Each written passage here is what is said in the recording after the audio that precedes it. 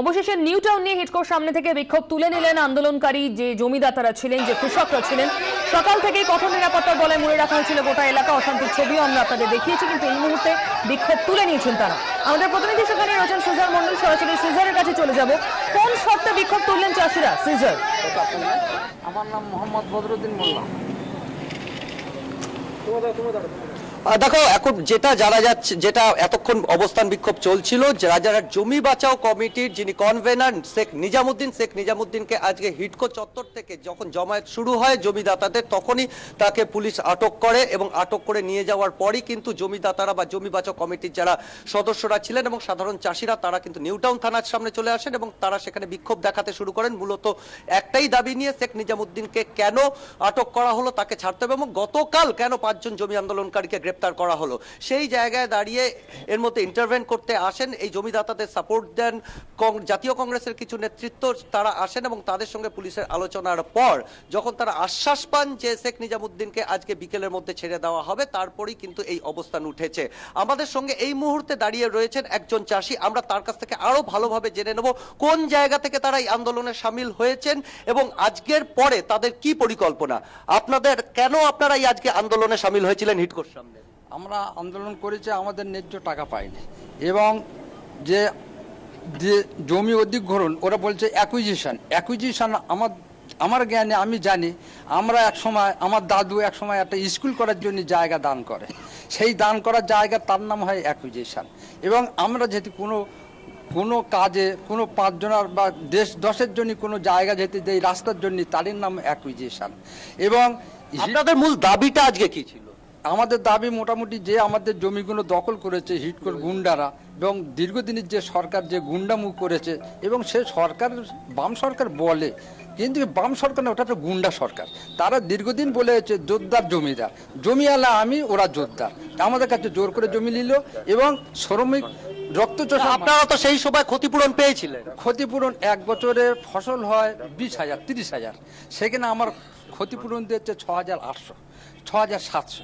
আজকে দাঁড়িয়ে আপনাদের কি দাবি? জমি ফেরত না ক্ষতিপূরণ বৃদ্ধি? আমাদের জমি ফেরত, এবং যে রাস্তাঘাট হয়েছে, যে বিল্ডিং বালাগুলো হয়েছে, তারই জন্যে সেই সম্পত্তির জন্য কিছু টাকা দাবি, সেই জমিওয়ালা টাকা পাবে। এবং যা জায়গা পড়ে আছে একটা পুনর্বাসন গ্রামবাসীর, সব গ্রামবাসীর, এক গ্রামবাসীর না, আমার জন্য চাচ্ছি না, আমরা গোটা গ্রামবাসীর জন্য চাচ্ছি পুনর্বাসন জায়গা।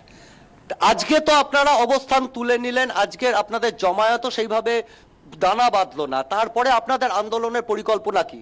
আমাদের আন্দোলন, আমাদের যে কংগ্রেসের যে আমাদের যে লিডার, সেই লিডারকে যতক্ষণ অ্যারেস্ট করেছে এই জমায়েতটা মোটামুটি এখন ভেঙে গেছে।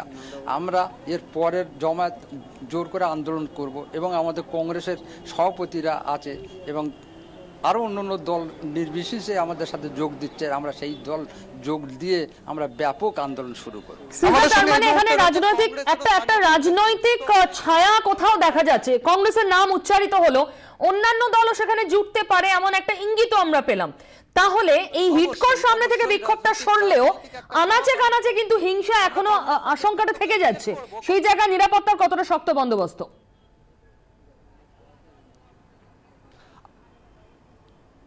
দেখো, নিরাপত্তা শক্ত বন্দোবস্ত রয়েছে। আমরা সেই কংগ্রেসের নেতৃত্বের সঙ্গে কথা বলবো, তারা একটা অ্যাপলিটিক্যাল মুভমেন্টে তারা কিভাবে যুক্ত হলেন এবং তারা এই নেগোসিয়েশনের মধ্যে কিভাবে এলেন সেটা আমরা তাদেরও জিজ্ঞেস করবো। আপনার এটা তো একটা চাষিদের আন্দোলন ছিল, অ্যাপলিটিক্যাল একটা আন্দোলন ছিল, তা আপনারা আজকে একটা রাজনৈতিক নেতৃত্ব হয়ে কিভাবে এর মধ্যে যুক্ত হলেন?